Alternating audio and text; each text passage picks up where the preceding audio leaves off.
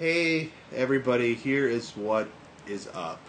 I am here with my two fellow Mavericks. We have had a long day. We are not currently in Nashville.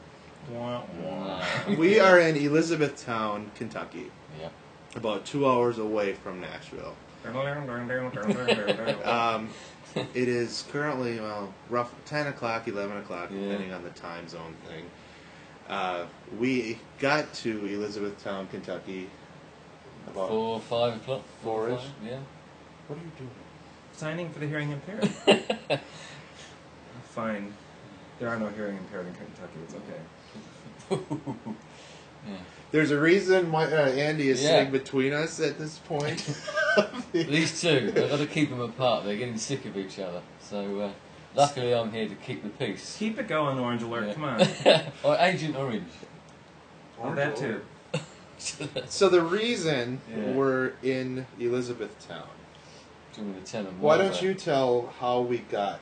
Andy's wife saved our lives. She saved our lives. Well, the story goes that when we planned this trip and we knew we were going to drive down from Chicago down to Nashville, we decided to take it fairly slow amongst the three of us, and we stopped off at a couple of places and had lunch and all this sort of thing. And my wife has always been whose name's Elizabeth, funnily enough. She's always been a great fan of the film Elizabethtown. I looked at the map, one that Gary sent me, and I googled it, and there, sure enough, we go right past Elizabethtown. So we decided to stop off.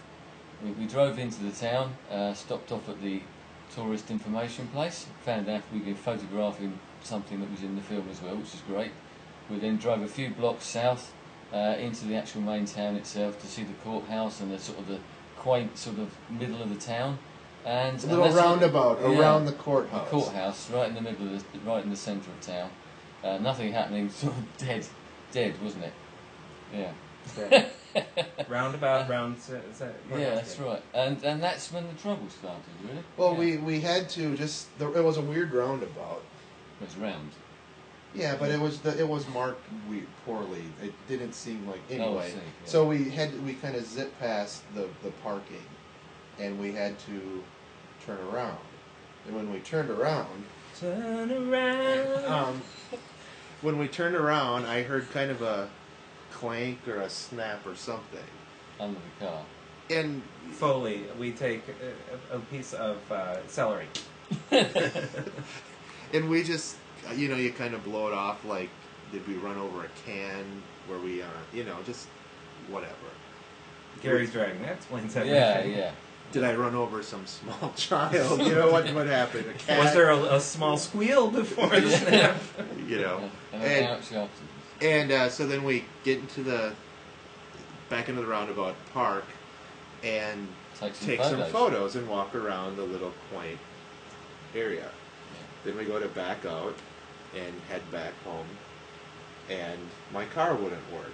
The wheels were pointed in together like this. Different directions. One was going one way, one was going both the same way. Not even like if they were both this way, we could have at least continued around the roundabout. Yes, backwards. Yeah, like the Blues Brothers would have done. And it was pretty obvious from what we saw that a tie rod snapped in my car, or on my front passenger side tire. And so, upon realizing this, a tie rod snapped in his brain, and so, or was that a pulmonary embolism? I'm not sure. I'm pressure of the day. It's got to him in the end. All the driving and whatever. We had a good, awesome day. Beautiful drive. We invented a new drinking game. Yeah. Which I'm sure we'll be telling you about. Music game, and we had a great drive. Beautiful weather, beautiful scenery. The people who said that it was a boring drive, I think, are wrong, especially. See the Kentucky bit. Oh gosh, yeah, just gorgeous. Yeah. The fall colors and stuff, and we had a great drive and took our time. All the iPods, all the music, tons of great music, and